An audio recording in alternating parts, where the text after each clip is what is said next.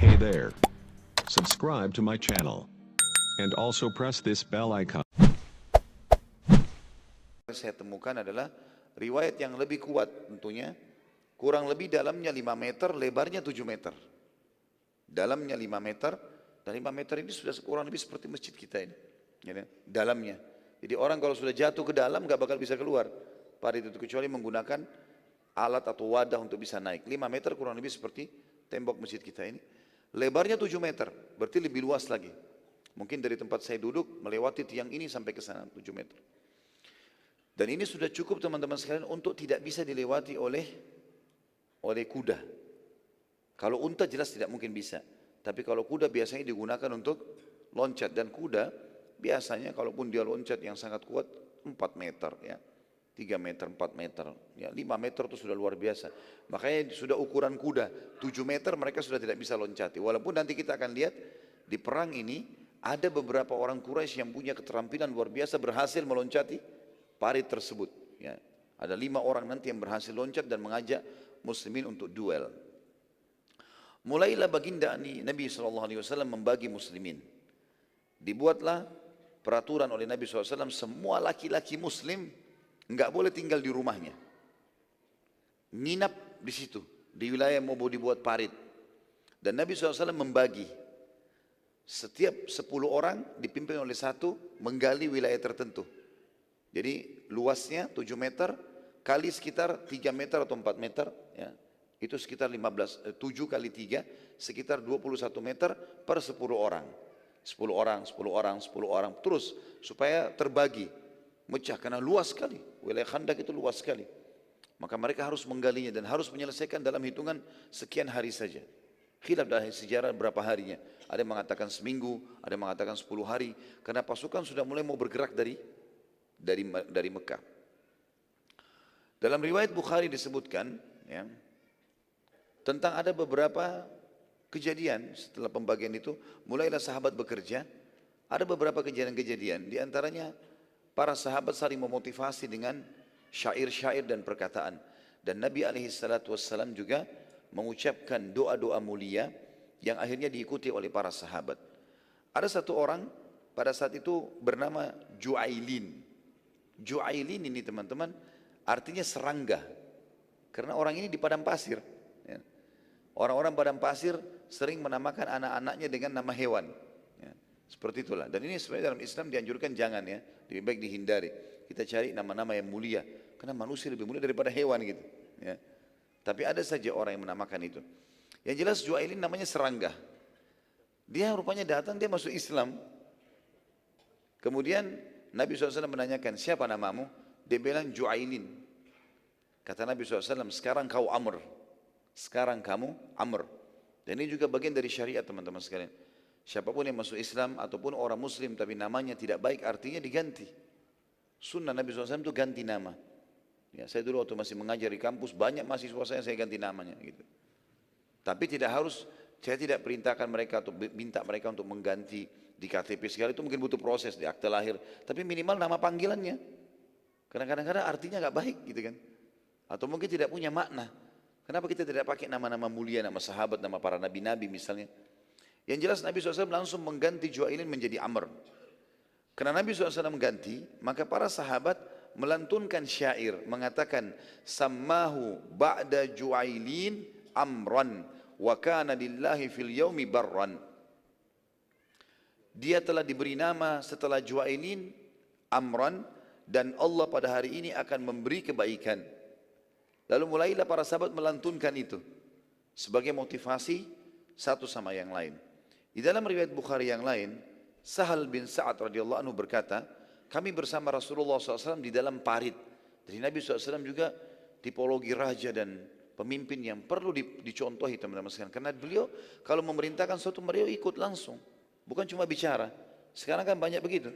Presiden atau raja, perang. Dia duduk makan enak. Dia nggak ikut sama sekali. Pasukannya ada yang mati sekian orang ya sudah ganti yang lain. Enak benar gitu. Dia nggak ada partisipasi sama sekali gitu. Nabi SAW tidak turun di parit, ikut menghancurkan, menggali segala macam gitu. Yang jelas waktu itu Kata Sahal bin Sa'ad radhiyallahu anhu, kami bersama Rasulullah SAW di parit, kami memindahkan tanah galian dan meletakkannya di atas pundak kami. Lalu Rasulullah SAW mengucapkan doa sambil berkata, Allahumma la isha illa aishatul akhirah, faghfir lil muhajirin wal ansar. Yang artinya, ya Allah, tidak ada kehidupan yang kami inginkan kecuali kehidupan akhirat. Maka maafkanlah dan ampunilah semua muhajirin dan ansar. Para sahabat teman-teman sekalian, akhirnya mengganti tadi, para sahabat akhirnya menjadikan doa Nabi SAW ini menggantikan tadi syair yang mereka lantunkan tentang Ju'ailin. Juga Al-Bara' bin Azib radhiyallahu anhu menuturkan kepada kita, aku melihat Rasulullah SAW memindahkan galian tanah parit dengan tangan beliau sendiri. Gali, ditaruh di wadah, dipikul di pundak beliau SAW. Nabi angkat sendiri. Sehingga perut beliau yang penuh dengan bulu, karena badan Nabi SAW banyak bulunya, kena debu semuanya. Gitu kan. Dan aku mendengar Nabi SAW melantunkan ya, pada saat itu kata-kata yang disusun oleh Abdullah bin Rawaha sambil memindahkan tanah tersebut. Beliau berkata, ya pada saat itu Abdullah bin Rawaha ini mengucapkan doa juga. Dia mengatakan, wallahi laulallahu lamahtadaina wala tasaddaqna wala sallaina fa anzilis sakinata alaina wa thabbitil aqdama idza iltaqaina. Rupanya waktu Nabi SAW dengar doa ini, Nabi SAW tertarik, doanya Masya Allah, Abdullah bin Rawaha. Kemudian radhiyallahu anhu, kemudian Nabi SAW mulai mengulangi kalimat tersebut yang artinya, demi Allah, kalau bukan karena Allah, kami tidak akan mendapatkan hidayah atau petunjuk tentang Islam. Dan kami tidak akan mengenal dan juga mengamalkan sedekah juga solat. Maka kami mohon kepadamu ya Allah, agar menurunkan pada kami ketenangan jiwa dan kemenangan bila kami bertemu musuh. Sesungguhnya orang-orang kafir telah berbuat aniaya kepada kami. Jika mereka ingin berbuat jahat, maka kami akan melawannya. Dalam riwayat Bukhari yang lain ditambahkan juga, sesungguhnya para pembangkang itu ingin menyerang kami. Jika mereka inginkan kekacauan, maka kami akan melawannya.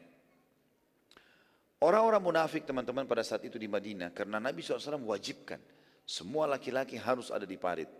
Mereka serba salah. Kalau mereka tidak ikut, mereka pikir akan lebih terbongkar kedoknya. Walaupun Nabi SAW sudah tahu siapa mereka ini.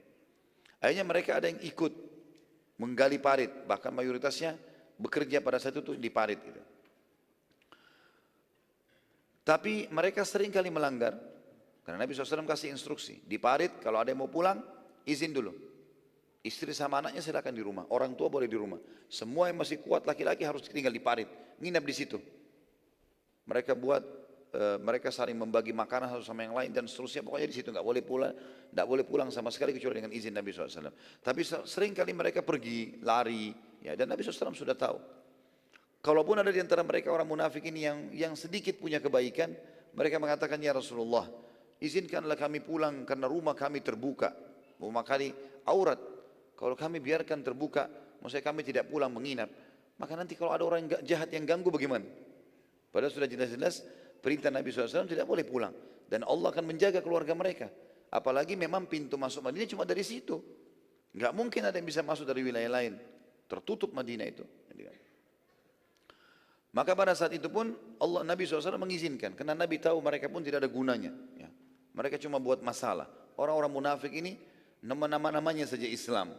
Tapi luar biasa benci dengan Islam. Dan tidak ada gunanya, mengganggu muslimin. Kalau mereka ada di tengah-tengah pasukan, maka hanya akan mengganggu atau dalam pekerjaan muslimin. Kalau mereka izin, mereka alasan, biarin aja sudah. Gitu kan? Karena tidak bermanfaat sama sekali. Kita akan menjelaskan sub bahasan teman-teman sekalian di perang Khandaq. Pada saat lagi menggali, ada beberapa mukjizat yang terjadi. Dan ini termasuk mukjizat yang besar. Mukjizat yang pertama adalah kisah tentang makanannya Jabir bin Abdullah radhiyallahu anhu. Teman-teman sekalian, Nabi SAW pada saat menggali tanah, mengangkat, tidak istirahat kecuali waktu sholat. Sholat pun mereka sholat di situ. Tidak ke Masjid Nabawi, bukan sholat pergi ke masjid, tidak. Di situ kerjanya. Sholat di situ, istirahat tidur di situ, dibuat kemah-kemah, gitu kan. Sampai waktu itu terkenal ada 7 posko yang Nabi SAW buat, gitu kan. Di situ adalah tempat sahabat berkumpul dan berjaga-jaga nanti kalau musuh sudah datang. Rupanya waktu Nabi SAW lagi ngangkat-ngangkat, ada dua orang sahabat datang mengeluh. Dan ini diriwayatkan Imam Bukhari. Dia mengatakan atau mereka mengatakan, ya Rasulullah. Hey there. Subscribe to my channel. And also press this bell icon.